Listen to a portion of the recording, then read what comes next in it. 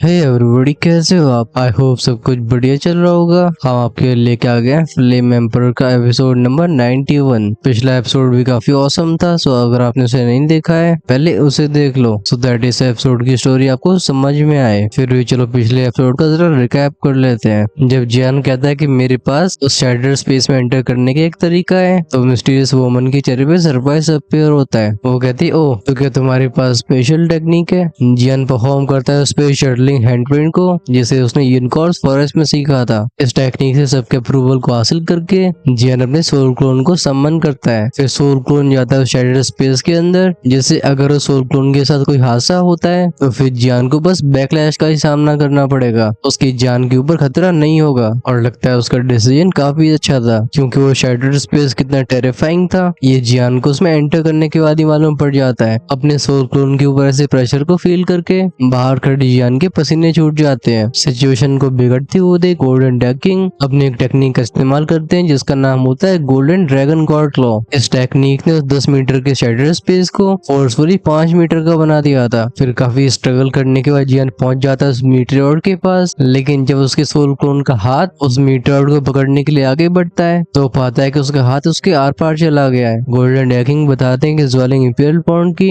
ये पत्थर एक चाबी है, अगर तुम इसे लेना चाहते हो तो तुम्हें इसकी जगह पे कुछ रखना होगा। जियान तुरंत ही लकड़ी को अपनी तरफ खींच के उस जगह पे रख देता है जहाँ पे वो मीटेओर था, और इस तरीके से जियान ने हासिल किया था उस मीटेओर को। इसका नाम होता है ओरिजिन ऑफ लाइफ स्टोन। फिर गोल्डन डैकिंग इसे लेके जियान की स्टोर रिंग में चले गए थे, क्योंकि उन्हें अपनी सोल पावर को रिकवर करना होता है। ऑफ कोर्स वो जानने से पहले मीटेओर के कुछ एसेंस को जियान को दे देते हैं, जिससे जियान और भी पावरफुल बन सके। फिर जियान ज्वेलिंग इंपीरियल पॉन्ड को एंजॉय करने लगता है। अब चलो आगे की स्टोरी हम इस एपिसोड से जानते हैं। सबसे पहले ज्वेलिंग किंग का पैलेस दिखाया जाता है। एक इंसान जिसने सिंपल क्लोथ पहन रखे होते हैं वो हल्का सा झुक के बोलता है, डापेंग और शाओशो फेल हो गए हैं। इस बंदे के सामने सिंहासन में बैठा हुआ था वो ज्वेलिंग किंग, और गुस्से से भरी आवाज में कहता है यूजलेस। अभी उसके हाथ में एक बड़ा सा पर्ल होता है। अपने आप को कंट्रोल न कर पाने की वजह से उस चमकते हुए पर्ल को क्रश कर देता है। उसके छोटे छोटे पार्टिकल्स चारों तरफ फैल गए थे, और वो प्लेन क्लोथ वाला बंदा होता है वेंजी, जो कि ज्वेलिंग किंग का चीफ एडवाइजर था। वेंजी कहता है, योर मैजेस्टी आप शांत हो जाइए। किंग ज्वेलिंग पूछता है, क्या हमारी मेडुसा क्लैन के ऊपर हमला करने की तैयारियां कंप्लीट हो चुकी हैं? आई मीन पूरी हो चुकी हैं? वेंजी कहते हैं, ड्रैगन लविंग लीजन रेडी है, उनके 5 मेंबर्स पहले से अवेलेबल है, और बाकी के 5 यहाँ पे पहुंच ही रहे होंगे। हम काफी जल्दी मेडुसा क्लैन के ऊपर हमला कर सकते हैं। अभी वेंजी की आवाज में एक अलग ही इच्छा छिपी होती है, और इसे किंग ज्वेलिंग नोटिस कर लेता है। वो कहता है, क्या हुआ, तुम मुझे बता सकते हो? वेंजी केयरफुली बोलता है, लीजन में कई लोग आपके रूल से डिसैटिस्फाइड है। ये सुन के किंग ज्वेलिंग की आंखें नैरो हो गई थी। वो कहता है, मूर्ख लोग, जब मैं सफल होऊंगा तो न चाहते हुए भी उन सभी को मेरे सामने घुटने टेकने ही पड़ेंगे। वेंजी कहता है, मैं किंग मैं समझ गया, क्या हम ऑक्शन के अरेंजमेंट को वैसा ही रखें? किंग ज्वेलिंग कुछ कैलकुलेट करने के बाद बोलता है, ठीक है, तुम जाओ ऑक्शन की तैयारियां करो। ऑक्शन होता है बेसिकली नीलामी। वेंजी के जानने के बाद इस हॉल में किंग ज्वेलिंग रह गया था। अभी वो डीप थॉट में चला गया होता है। सीन शिफ्ट हुआ था एक और जगह पे। अभी तक एल्डरजू जो कि मेडिटेशन में थे, वो फाइनली अपनी आंखें खोल लेते हैं। वो कहते हैं, अब बस 20 दिन रह गए हैं। दूसरी तरफ ज्वेलिंग इंपीरियल पॉन्ड के बाहर एक ब्लैक क्लोड फिगर बैठा हुआ होता है। उसके चारों तरफ एक ओवरवेलमिंग ऑरा फैला हुआ था। ऐसा लगता है इस व्यक्ति की कोई जल्दी नहीं थी। वो अपनी आंखें बंद करके किसी का इंतजार कर रहा होता है। इस व्यक्ति की प्रेजेंस की वजह से ये जगह एकदम क्रीपी वाइब्स दे रही थी। जब म्यूफंग और म्यूइंग ज्वेलिंग इंपीरियल पॉन्ड में एंटर करते हैं तो दोनों को अपने अपने अलग ट्रायल्स मिलते हैं। खासकर म्यूई ने जैसे ज्वेलिंग इंपीरियल पॉन्ड में एंटर किया था, ऐसा लगता है उसके शरीर में एक डिजायर जाग गई हो। अभी म्यूइंग एक ऊंची से चट्टान के ऊपर होती है, जिसके चारों तरफ गोल्डन वाटर होता है। इस मिस्टीरियस वाटर में से जैसे एनर्जी बाहर आ रही होती है, ये म्यूइंग को एकदम रिफ्रेशिंग फील करवाती है। म्यूइंग कहती है, अगर जियान और म्यूफंग कहाँ पे गए? फाइनली वो नीचे झुक के उस गोल्डन वाटर को टच करती है। तुरंत एक एक्स्ट्राऑर्डिनरी पावर उसकी उंगली से लेकर उसके शरीर में फैलने लगी थी। म्यूइंग कहती है, क्या प्योर एनर्जी है? तुरंत ही म्यूइंग ने अपने हाफ 5 स्टार दूधी के ऑरे को रिलीज कर दिया था। उसके चारों तरफ एक इथेरियल ब्लू फ्लेम मेटेरियलाइज होती है, लेकिन अपनी पूरी पावर को अनलीश करने के बाद भी वो जियान और म्यूफंग को ढूंढ नहीं पाती। ऐसा लगता है ज्वेलिंग इंपीरियल पॉन्ड जानबूझ के उसे अपने कंपेनियंस को सेंस करने से रोक रहा है। तभी अचानक से कुछ अनएक्सपेक्टेड होता है। उस सुनहरे पानी में से एक छोटी सी लड़की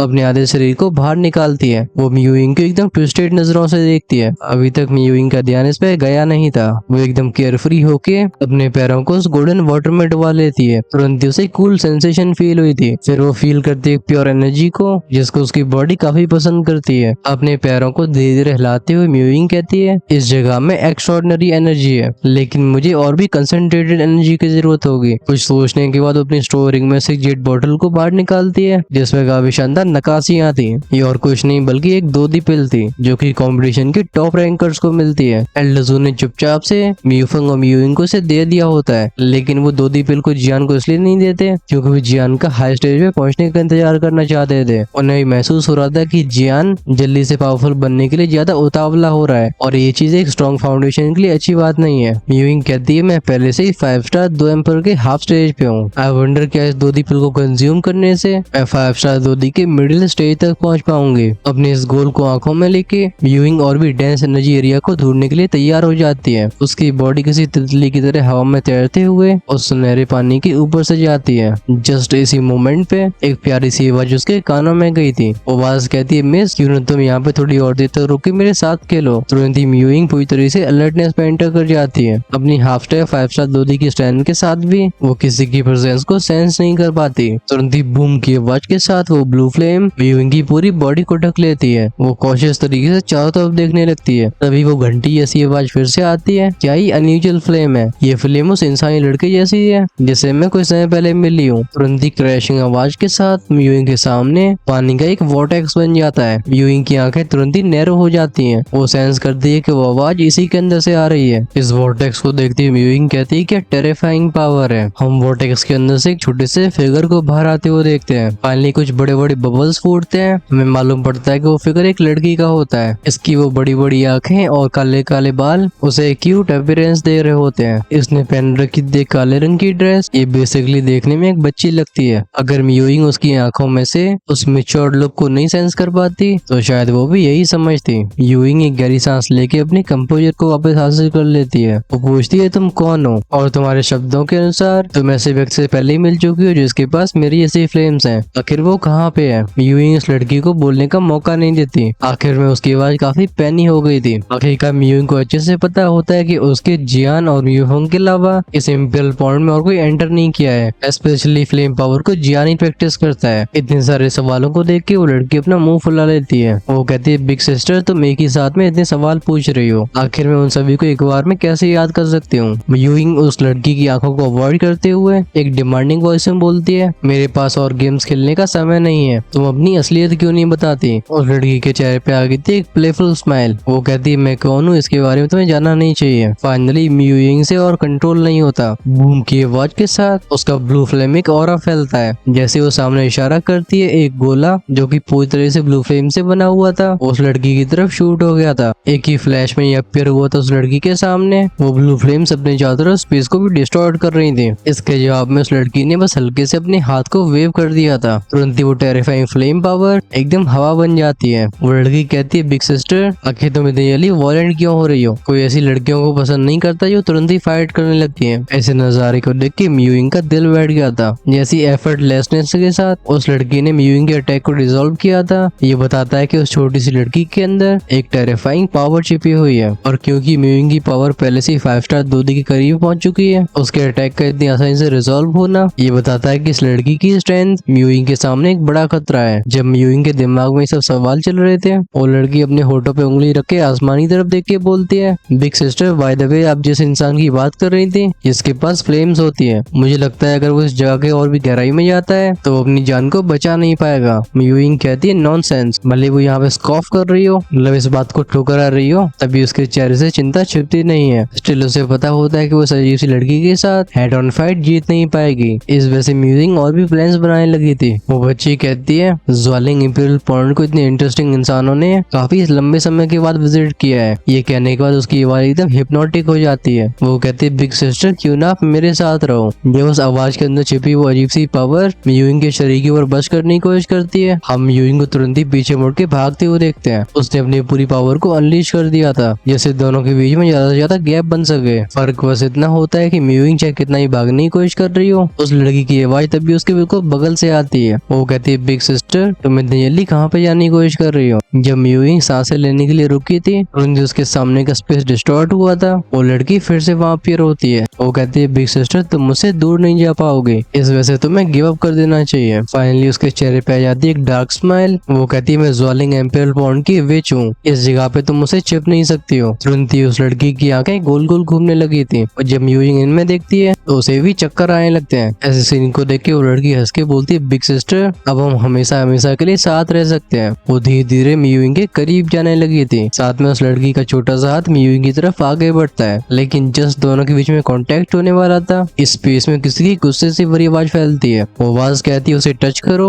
और तुम्हें मौत से कोई नहीं बचा सकता। तुरंत ही पानी के ऊपर एक डिस्टॉर्शन अपीयर हुआ था और उस स्पेस में से बाहर आती है काले रंग की फ्लेम। इस फ्लेम की स्पीड इतनी टेरिफाइंग होती है कि वो लड़की रिएक्ट भी नहीं कर पाई थी। तब तक तो उसने उसे चपेटे में ले लिया था। वो लड़की तेजी से चीखते हुए पीछे चली जाती है। हम उसकी त्वचा को फूलते हुए देखते हैं और जगह जगह से खून बहता है। अभी उस लड़की के चेहरे की स्माइल को एक फियर ने रिप्लेस कर लिया था। वो डरी हुई आवाज में कहती है इम्पॉसिबल, आखिर यहाँ पे होली फ्लेम कैसे आ सकती है बिना कोई और विकल्प की वजह से। हम उस लड़की को तुरंत ही पानी में डुबकी मारते हुए देखते हैं और वो पहले की तरह गायब हो जाती है। एक बार फिर से वो आवाज म्यूजिंग तक पहुंचती है। वो कहते हैं यिंग जाओ यहाँ से। सीन अंडरग्राउंड पैलेस की किसी और जगह का दिखाया गया था। एक एंशिएंट सी आवाज कहती है तुमने जस्ट अभी क्या किया है। ये शब्द जिस व्यक्ति से बोले जाते हैं उसे मोटी मोटी काली चेन्स ने बांध रखा था। तभी वो फिगर एक कोल्ड आवाज में कहता है भले ही तुम मुझे डिवावर करना चाहते हो लेकिन इतना आसान नहीं होने वाला। वो एंशिएंट आवाज फिर से कहती है तुम्हें अंत में मेरे सामने सबमिट करना ही होगा। इसी के साथ रूम में फिर से साइलेंस फैल जाता है, लेकिन उस चेन से बंधे फिगर की आंखों में जो कोल्डनेस होती है वो बताती है कि बहुत जल्दी एक बड़ा बदलाव आने वाला है। सीन शिफ्ट हुआ था। हम म्यूजिंग को खांसते हुए देखते हैं। उसे अचानक से अपनी बॉडी में एक वीकनेस महसूस होती है। वो फैमिलियर सी आवाज फिर से उसके दिमाग में गूंजती है। वो आवाज कहती है यिंग यहाँ से चले जाओ। इस आवाज को सुन के यिंग की आंखों में पहली बार आंसू आ गए थे। वो एक भरे हुए गले के साथ बोलती है बिग ब्रदर, एल्डर ब्रदर, क्या आप सच में यहीं पे हो? मैं आपको क्यों नहीं देख पा रही हूँ। म्यूजिंग को वो दिन याद आते हैं जब उसका भाई और वो शांति से अपनी जिंदगी गुजारा करते थे, लेकिन एक दिन उसका भाई ऐसी जर्नी पे गया जिसे वो कभी वापस नहीं लौट पाया। फिर म्यूजिंग ने अपने भाई को ढूंढने चाहिए कितनी कोशिश करी हो, उसे उसका कोई पता नहीं चला। भले ही उसकी आंखों से चाहे आंसू कितने भी ज्यादा आ रहे हो, लेकिन उसका जवाब बस साइलेंस होता है। अचानक से म्यूजिंग की नजर जाती है स्वालिंग एम्पिरियल पॉन्ड की सरफेस की तरफ। स्पेस को डिस्टॉर्ट करते हुए म्यूजिंग के चेस्ट एरिया के सामने एक ब्लू फ्लेम का क्लस्टर अपीयर होता है। वैसे दूसरे देखने पे ये फ्लेम का क्लस्टर काफी वीक लग रहा था, लेकिन अगर जियान यहाँ पे होता तो उसकी भी से अप्रोच करने की हिम्मत नहीं होती। जैसे ही फ्लेम म्यूजिंग के चेस्ट से इमर्ज होती है, स्वालिंग एम्पिरियल पॉन्ड के अंडरग्राउंड पैलेस के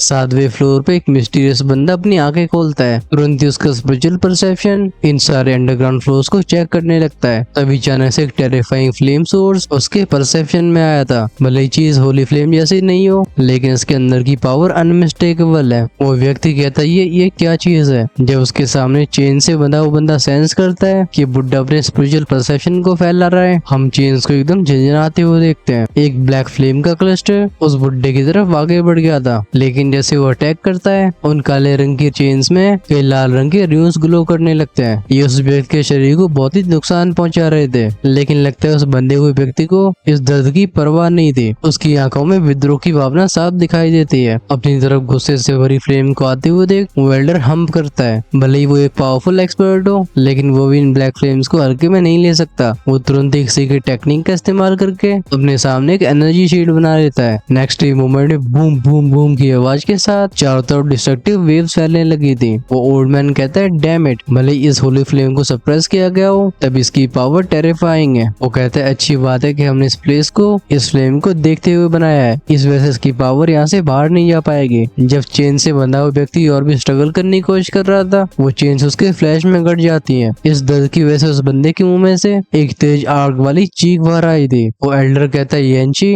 तुम हमारी ज्वालिंग रॉयल फैमिली का लगातार विरोध क्यों कर रहे हो? तुम्हें बस हमारे सामने सबमिट करना है और इस कॉन्टिनेंट में तुम्हें जो चाहे वो मिल जाएगा। वो व्यक्ति जिसका नाम येंची था वो दांती मीज की बोलता है कभी भी नहीं, अगर तेरी इतनी हिम्मत है तो मेरे फ्लेम सोर्स को लेके देख। ये सुन के वो बुड्ढा कोल्ड आवाज में कहता है बहुत जल्दी, तुम्हें मेरे सामने बहुत जल्द सबमिट करना होगा। येंची कहता है तूने इन शब्दों को 1000 साल पहले ही बोला था और मैं आज भी यही हूँ। इस बार वो बुड्ढा येंची के शब्दों का रिप्लाई नहीं देता। वो अपनी आंखें बंद करके मेडिटेट करने लगा था। सीन वापस ज्वालिंग इंपीरियल पॉन्ड में लौटता है। अपने सामने फ्लोट कर रही इस ब्लू फ्लेम को देख के यूइंग के चेहरे पे होप और डिस्पेयर दोनों दिखाई देते हैं। वो कहती है मैं बिग ब्रदर की प्रेजेंस को सेंस क्यों नहीं कर पा रही हूँ। अपने भाई के बारे में सोच के उसके होठ कांपने लगे थे। वो कहती है ब्रदर। काफी और देर तक जब उसे कोई भी रिस्पॉन्स नहीं मिलता, यूइंग फाइनली नीचे पानी को देख के बोलती है बिग ब्रदर आप प्लीज सेफ रहना। फिर कुछ गहरी सांसें बढ़ने के बाद म्यूइंग ज्वालिंग इंपीरियल पॉइंट की कोर एरिया की तरफ आगे बढ़ने लगी थी, जहाँ पे जियान मौजूद होता है। उसके पास कोई भी टियानमू क्लैन का टोकन नहीं होता, लेकिन तब भी म्यूइंग एकदम कॉन्फिडेंटली आगे बढ़ती है। ऐसा लग रहा था जैसे कि मिस्टीरियस फोर्स उसे गाइड कर रही हो। वहीं पे ज्वालिंग इंपीरियल पॉइंट के पानी के नीचे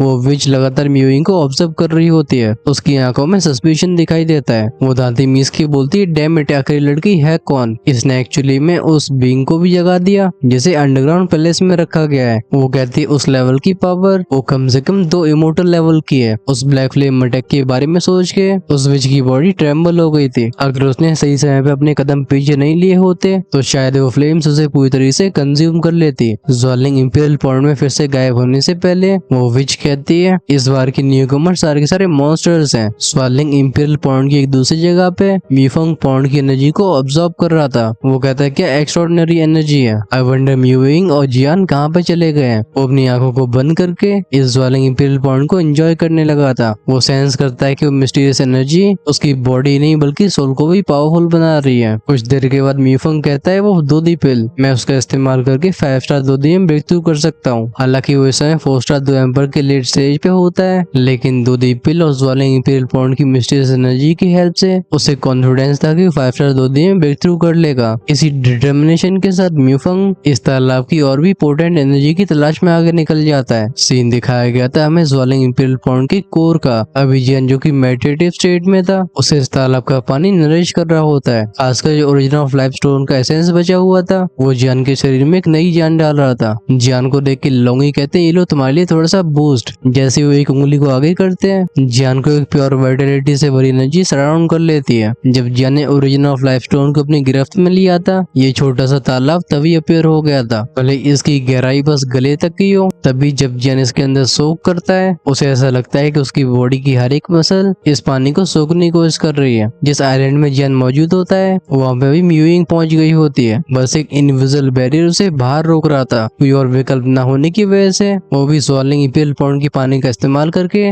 रनिंग स्टेट में एंटर कर जाती है। इसमें ज्वालिंग इंपीरियल पॉइंट के पानी के बाहर बस म्यूइंग का माथा चमक रहा होता है। वो जब भी पानी से बाहर कंधे तक आया करते थे, हम उसकी त्वचा में एक अलग ही वाइटलिटी को देख सकते हैं। अभी मीफंग, म्यूइंग या जियान हो, तीनों इस ज्वालिंग इंपीरियल पॉइंट का पूरा फायदा उठा रहे होते हैं। बस इन्हें पता नहीं होता है कि इनके करीब कितने खतरे मौजूद हैं। सीन वापस से लौट था ज्वालिंग रॉयल फैमिली में। ये जगह थी एक डार्क सा हॉल और इसमें कई शैडोई फिगर्स मौजूद थे। इनमें से एक होता है वेंजी, जो कि सुपर सेक्स ट्रायल्स में ज्वालिंग रॉयल फैमिली से हेड का रोल निभाएगा। वहीं पे ज्वान सेंटियन में सोलोमन ने हमेशा लो प्रोफाइल रखने की कोशिश करी है। वो अपनी पावर को ज्यादा रिवील नहीं करते और न ही सोलोमन सेक के बारे में उनके डिसाइपल से जाना जा सकता है। लेकिन एक बात तो बिल्कुल पक्की है, लगभग पूरे ज्वान सेंटियन में सोलोमन सेक का इन्फ्लुएंस फैला हुआ है। जब इस रूम में और भी फिगर्स इकट्ठे हो जाते हैं तो वेंजी एक बार सभी को चेक करने के बाद इस रूम के दरवाजे बंद कर देता है। इन दरवाजों के बंद होते ही इस कमरे का स्पेस रिपल हुआ था। एक और अनजान व्यक्ति कोने में आके अपीयर होता है। वेंजी कहता है सिचुएशन कैसे आगे बढ़ रही है। उस डार्क रूम में से एक हैवी आवाज बाहर आई थी।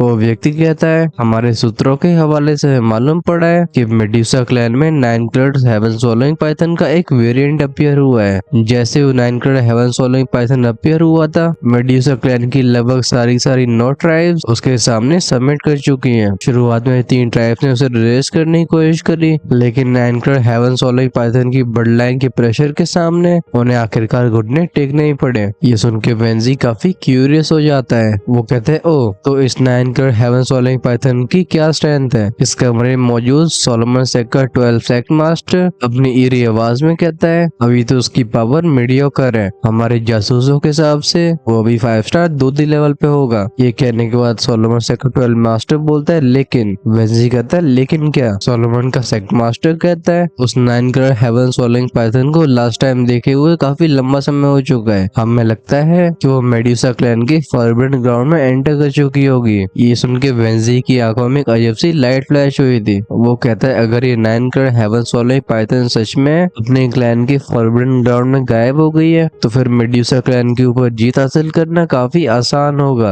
आखिरकार हमारे किंग का ट्रू टारगेट वो 9 कलर्ड हेवन सोलोइंग पाइथन है। वेंजी के चेहरे पे स्ट्रेंज एक्सप्रेशन को देख के वो सोलोमन सेक्स मास्टर वार्न करता है। वो कहता है हमें अलर्ट रहना होगा। मेडुसा क्लैन के फॉरबिडन ग्राउंड की मिस्ट्रीज अब तक हम भी सॉल्व नहीं कर पाए हैं। कहा जाता है कि उसमें सिर्फ 9 मेजर ट्राइब की रॉयल फैमिलीज ही एंटर कर सकती है। जो भी चीज फॉरबिडन ग्राउंड के अंदर मौजूद है उसे हल्के में नहीं आंका जा सकता। ये सुन के वेंजी के शरीर में चिल फैल गई थी। वो तब भी नोट करता है। वो जानता था कि अगर मेडुसा क्लैन के पास पावरफुल एंटिटीज नहीं होती तो अब तक ज्वालिन रॉयल फैमिली ने मेडुसा क्लैन को तबाह कर दिया होता। टॉपिक को चेंज करते हुए वेंजी बगल में खड़े हुए तो मिस्टीरियस फिगर से पूछता है। वो कहता है क्या मैं आपके नाम जान सकता हूँ? उनमें से एक कोल्ड आवाज में कहता है तुम्हें इसकी कोई जरूरत नहीं है, बस किंग ज्वालिंग से कहो कि हमारे प्लान्स आगे बढ़ रहे हैं और उसे अपनी फोर्सेस जल्दी मोबिलाइज करनी होंगी। हम चीजों को अब बिल्कुल डिले नहीं कर सकते क्योंकि ऐसा करने पे वो 9 कलर हेवन सॉल्विंग पाइथन अपनी इनहेरिटेंस को कंप्लीट कर सकता है। इन्हीं शब्दों के साथ वो तीनों क्लोड फिगर इस कमरे से गायब हो जाते हैं। इन दोनों की स्टैंड के बारे में सोचते हुए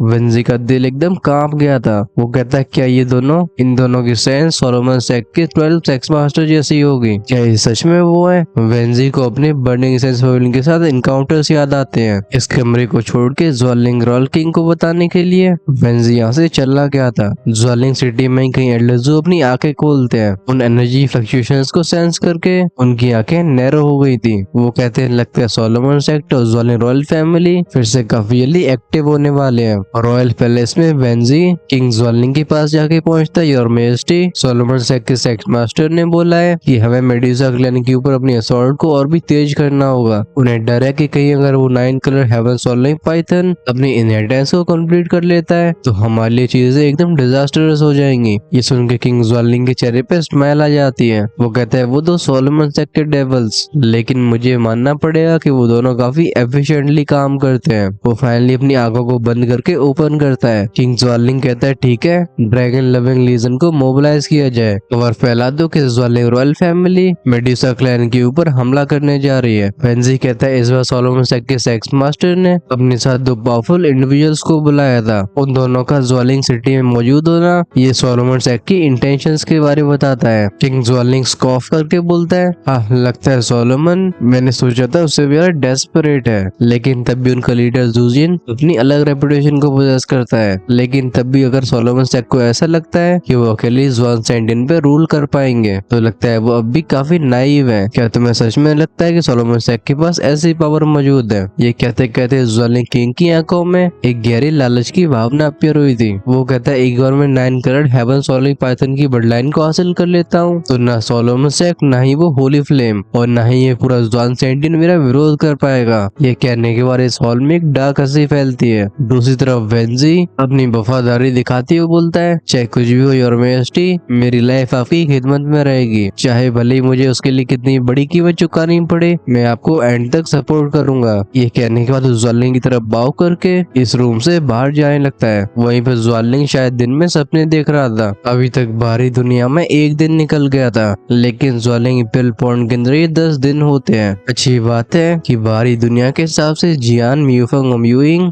ज्वालिंग इंपीरियल पॉइंट के अंदर 9 दिन और गुजार पाएंगे, जो कि वाकई 90 दिन के बराबर है। ज्वालिंग इंपीरियल पॉइंट के कोर एरिया में हम पानी के अंदर एक स्लिम फिगर को देखते हैं। इस समय उसकी बॉडी को सराउंड कर रखा था उस व्हाइट फ्लेम ने और वो पॉइंट के सेंटर में जाने की कोशिश कर रहा था। काफी जल्दी उसे एक अजीब सी सूदिंग सेंसेशन फील होती है। ऐसा लगता था इस जगह की एनर्जी उसके शरीर के लिए टेलर करी गई है। अपने आप को कंधे तक डुबाने के बाद वो गोल्डन वाटर जियान की बॉडी में अब्सॉर्ब होने लगता है। वो सेंस कर पाता है कि मिस्टीरियस एनर्जी सिर्फ उसकी बॉडी को पावरफुल नहीं बना रही है बल्कि सोल को भी एक अलग स्तर पे कंडेंस कर रही है। जियान खुद से बोलता है इस ज्वालिंग इंपीरियल पॉइंट के अंदर की एनर्जी काफी एक्स्ट्राऑर्डिनरी है। बिना हेजिटेशन के जियान ने फ्लेम मंत्रा को एक्टिवेट कर दिया था, जिससे चारों तरफ से एनर्जी उसकी तरफ खींचने लगती है। जब उसकी बॉडी जी भर के इस एनर्जी को ऑब्जर्व कर लेती है और एक गोल्डन पावर डिसिपेट होने वाली थी, जियान अपने मुंह को खोल के इनहेल करता है। ये सारी पावर उसके मुंह के अंदर चली जाती है। अभी जियान उस लाइफ फोर्स का पूरी तरीके से इस्तेमाल नहीं करना चाहता था जिसे उसे गोल्डन डेकिंग ने दिया होता है। वो पहले इंपीरियल ज्वालिंग पॉइंट की मिस्टीरियस एनर्जी का इस्तेमाल करके अपनी 4 स्टार 2D कल्टीवेशन को कंप्लीट करना चाहता था। अभी उसकी 4 स्टार 2 एम्पर मिड स्टेज की स्ट्रेंथ अपने मिड स्टेज के पीक पे पहुंच चुकी होती है। भले इस मिस्टीरियस एनर्जी ने उसे 4 स्टार 2D की लेट स्टेज पे नहीं फेंका हो, लेकिन तब भी उस लेवल को करीब देख पा रहा था। स्पेशली जियान के पास जो लाइफ फोर्स मौजूद है वो शायद दोशियन पावर हाउस को भी अपनी तरफ खींचने के लिए काफी है। इस वजह से जियान को इस चीज के ऊपर पूरा भरोसा होता है। अपने दिमाग में इस लक्ष्य को लेके जियान उस लाइफ एनर्जी को थोड़ा सा एक्टिवेट करता है। अभी जियान अपने आप को पॉइंट की और भी गहराइयों में ले जा चुका होता है। जब वो अपने हाथ में उस लाइफ स्टोन से